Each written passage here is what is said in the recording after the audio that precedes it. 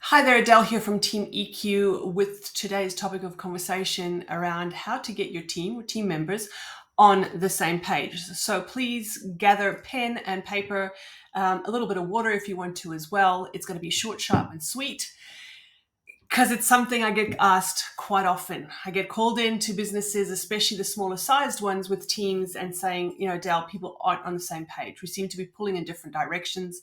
This one's doing that one, that thing's doing that one, especially with work from home teams as well now. And they got to, integrate with the teams at the office. There is a lot of dynamic happening. And how do we navigate that space?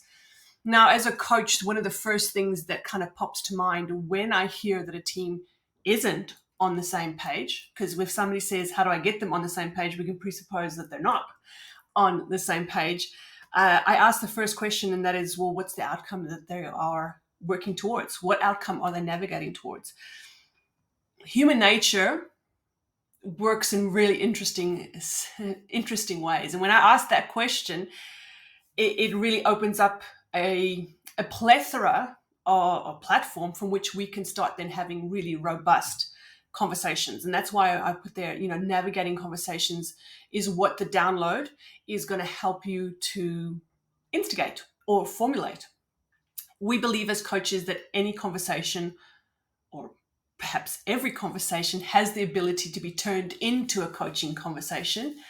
And the download is going to help to add a tool to your toolbox and perhaps even help those potential confrontational or contentious or uncomfortable conversations to park them before they become uncomfortable and actually help to do what a coaching conversation does, and that is expand choice. It's one of the reasons why I love coaching models, and I love utilizing them in obviously my practice, within my personal life, with relationships. And that doesn't mean I sit and have a coaching one-on-one session with people, but it's a beautiful, robust conversation, especially when you start helping people to expand choice through just asking a different question. When we are stuck in our own problems, that lack of choice can become quite apparent, and it can become quite debilitating for some people when they don't see any other choices. The framework down below is aimed at helping you solve that with the other person. The other ones, misplaced resources, change in meaning of events, those are probably little trainings on their own. So I'm going to keep on that the overarching purpose of sharing this model with you today is to help expand choice. Because when you expand choice, that's when you start getting a lot more mass engagement within your group. Also, in our Sustainable Workforce project, we utilize John Maxwell's 5 levels of leadership as the backbone as to why you'd want to change your thinking, why you'd want to take on coaching models as a way of conversing and being and leading with people. What we're noticing, and again, I don't have empirical evidence in terms of data for you on this, is that the older ways, the positional level 1 leadership with especially the younger generation isn't washing as well. So positional leadership is very much a top-down kind of talking. It is a top-down thinking. It is where people follow you because they have to. They don't follow you because they want to. And that's what we want to change with regard to the Sustainable Workforce project, is that creating an environment where people aren't just got to follow because they have to. They follow because they want to. And that requires a little bit of change of thinking. It requires some different tools that you as a manager or leader can or cannot take on board. And then we work through the various different levels. Again, we're looking for empowerment. We're looking for expansion of choice. What I want to share today is called the Team Success Sheet. Wrap your tongue around that one, the Team Success Sheet, and you can download it now for free. It's down below. It helps you to understand where the team is versus where they want to be. It gives you some guidelines on how to navigate that conversation, as I said before. And what it ultimately works along the lines of is increased productivity. So within our workforce or sustainable workforce project, productivity is one of our top outcomes that we guarantee people. And when you have everybody rowing the boat towards the same outcome and you articulate that outcome and you get one or two other things flowing, gold really happens. It's like that's where the gold lies. And having those potential uncomfortable conversations is exactly part of the gold unearthing project.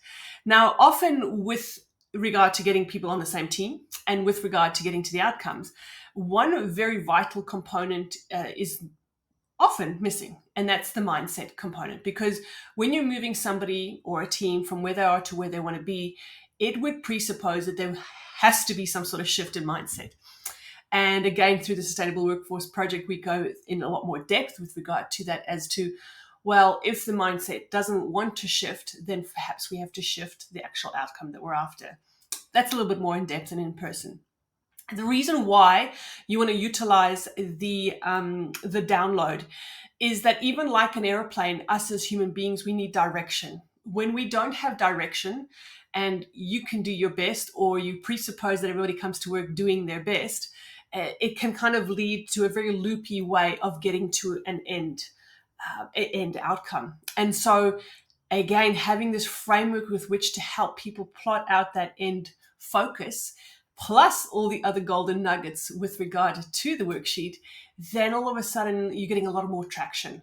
I have yet to go into an aeroplane, and I've flown quite a bit in my life. I've been very privileged with regard to that, where the pilot says, well, we're taking off today, but we have no idea where we're going. Yes, maybe for a scenic flight, but even a scenic flight has a flight path and a flight plan. And when teams aren't on the same page, I know that flight plan has not been articulated, or the majority haven't bought into the flight plan because there probably hasn't been an articulation of, well, what would it mean?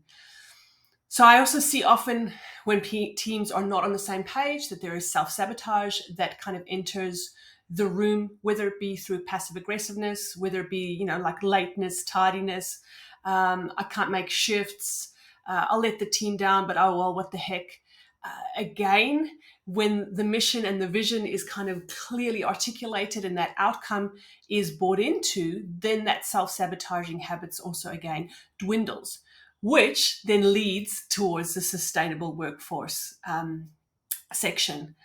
What I love further about the model, and I can guess you can understand now, I really enjoy this model, is that it also helps people articulate, well, what are they prepared to do with regard to getting to the outcome, and what are they not prepared to do? What is like their hard nose when it comes to, getting to this outcome? And yes, sometimes having and utilizing this framework does lead to some attrition of workspace and workplace people, because they go, well, you know what, that's the outcome that we're aiming for. I'm not prepared to do that. It goes against my ethics. It goes against my morals, and or it's my non-negotiables. And so therefore I choose, there's the choice, to actually go and seek somewhere else. That does happen. I cannot tell a lie. However, now you're going to know what people are prepared and not prepared to do, as opposed to seeing that kind of self-sabotaging, passive-aggressive behavior coming in. So if you haven't kind of put two and two together yet, it is a little bit about a goal, setting a goal for the team, setting an outcome for the team. And this outcome is always ecological, which means it's good for you, it's good for others, and it's good for the greater good. And it's good for the team. When I work with teams, or I go into workspaces with, a team culture that is perhaps not where it could be, it's obviously very important to articulate this, but to make sure that people understand that without the business achieving its goals, then there is no business. So we do always make sure that the business is taken care of as well, because in this case, the business is the baby, but always ecologically. Okay. And that forms, like I said before, a part of our Sustainable Workforce Project, where we focus on 3 areas. We focus on the productivity of a team, getting it to a higher productivity level, which will then, in that case, kind of mean they're hitting their goals, they're getting to their outcomes, they have the ability to create feedback mechanism and loops. They have a measure of resilience. Right now, Times are challenging. People, holy smokes, as especially if you have a team that is front facing with customers and consumers, they are feisty at the moment. And how do you help your team have the resilience to carry on and still deliver a quality product um, without them running the risk of burnout? Is one of my kind of areas of expertise. And then lastly, how do they communicate with confidence? How does your team communicate with confidence with each other? And then also, again, with clientele and even with yourself. So that's part of our Sustainable Workforce project.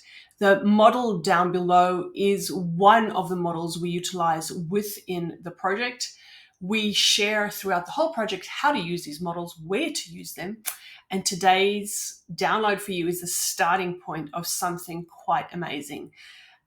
Having those conversations with people where all of a sudden they do see choices, they do see, wow, this person's really listening to me. Utilize it in a way that you've got it in front of you, and work through it with people. You'll see the physical and physiological changes. It's incredibly powerful and empowering. So don't wait any longer. Go and get the download, and there'll be some more trainings down the line.